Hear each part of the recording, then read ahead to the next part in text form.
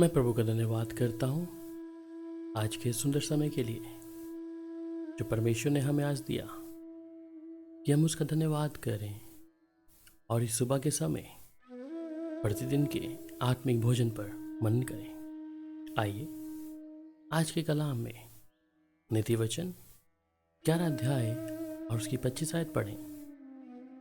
उदार प्राणी हष्ट पुष्ट हो जाता है और जो दूसरों की खेती सींचता है उसकी भी सींची जाएगी।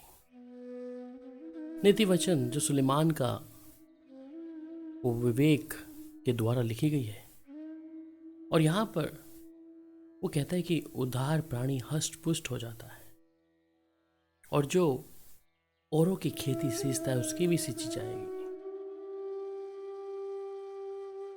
उदार प्राणी है कौन? वो उदार प्राणी जो निरंतर अपने अंदर उदासी हो या उन कमजोरियों के साथ देखता है, जो कमजोर समझता है अपने आप को। इसलिए नीति वचन जो सुलेमान का ये कलाम है, जो अपने आप को बिल्कुल सोचता है कि मैं अंदरूनी तौर पे बहुत ही शून्य हूं, वो व्यक्ति हष्ट पुष्ट हो जाता है। इसलिए बाइबल में लिखा है कि धन्य है वे जो दयावंत हैं क्योंकि उन पर दया की जाएगी। धन्य है वे लोग जो दयावंत हैं। एक उदार व्यक्ति कैसे हष्ट पुष्ट हो सकता है? एक उदार प्राणी कैसे दूसरे की खेती को सींच सकता है? प्रियो, जब हम इस वचन को देखते हैं, क्या मैं किसी के लिए इस्तेमाल हो सकता हूं? क्या मैं किसी के लिए इस्तेमाल हो सकता हूं? मैं किसी के लिए एक सहारा बन सकता हूं?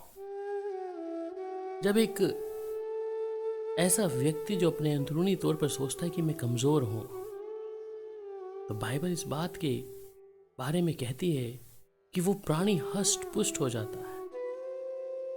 कैसे? किस प्रकार एक उदार व्यक्ति हष्ट पुष्ट हो सकता है? जब वो दूसरे के हित के विषय में सोचे, दूसरे की बढ़ोतरी के लिए सोचे और दूसरे की खेती को सींचता हो।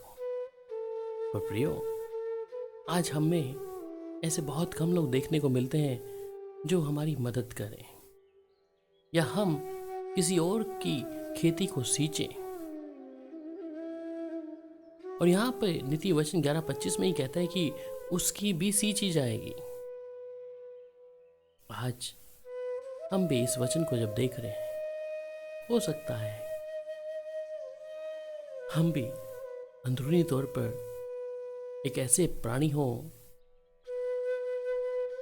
कमजोर हो, पर परमेश्वर इस चीज का वायदा करता है कि वे हष्ट पुष्ट हो सकता है, जो अपने ही हित की नहीं परंतु दूसरे के हित की भी चिंता करता हो। इसलिए यशायाह 32:8 पे कहता है, परंतु उदार मनुष्य उदारता ही की युक्तियां निकालता है, वह उदारता में स्थिर रहेगा। आज क्या हम भी इस तरीके से जीवन को व्यतीत कर रहे हैं? क्या एक उदार प्राणी के अनुसार हम भी अपने जीवन में अपने आप को ऐसा देखते हैं? इसलिए बाइबल के हवालों में अगर देखें तो वहां कहते हैं, यदि मैंने कंगालों की इच्छा पूरी ना की हो, वह मेरे कारण विधवा की आंखें कभी रह गई हो। इसलिए बाइबल कई बार इस बारे में बताती है कि हम उन कंगालों की भी सुधि लें, हम दूसरे लोगों के विषय में भी चिंता करें, तभी तो है ना कि कोई हमारी भी सुधि लेगा। इसलिए हमें चाहिए कि हम सिर्फ अपने हित की नहीं, दूसरे के हित की भी चिंता करें। हम सिर्फ अपने लिए नहीं पर दूसरे के लिए भी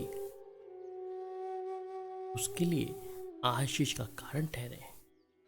जब हम ऐसा करते हैं तो स्वर्ग का परमेश्वर अपने लोगों को अपनी नई बरकत और आशीषों से नवाजता है। इसलिए आज हम भी जब इस वचन को देख रहे हैं तो हम भी ये जान लें कि हम दूसरों के हित की चिंता करें। इसलिए नीति वचन 28-27 में भी कहता है, जो निर्धन को दान देता है उसे घटी नहीं होती, परंतु जो उससे दृष्टि फेर लेता है वह शाप पर शाप पाता है। प्यारो, हम जब इस वचन को देख रहे हैं, हम एक दूसरे की मदद करें, और किसी को किसी चीज की घटी है तो हम अपनी दृष्टि को ना फेरें, परंतु उसको उठाएं, उसको आशीषित करें, उसकी मदद करें, जिससे हम पर शाप ना आए। प्यारो, प्रभु आज इस आत्मिक भोजन से आपको आत्मिक तौर में तृप्ति दे। आइए प्रार्थना करें। सर्वशक्तिमान यहोवा परमेश्वर, हम एक बार फिर से आपकी पाक हजूरी में आते हैं, धन्यवाद करते हैं आपके सुंदर वचन के लिए प्रभु। और खुदावन प्रभु, हम भी चाहते हैं कि हम अपने हित की नहीं परंतु दूसरे की खेती को सींचें, कि कोई उसकी भी सींची जाएगी। जब हम ऐसा करते हैं तो परमेश्वर हमारे लिए भी उस मार्ग को खोल के देंगे।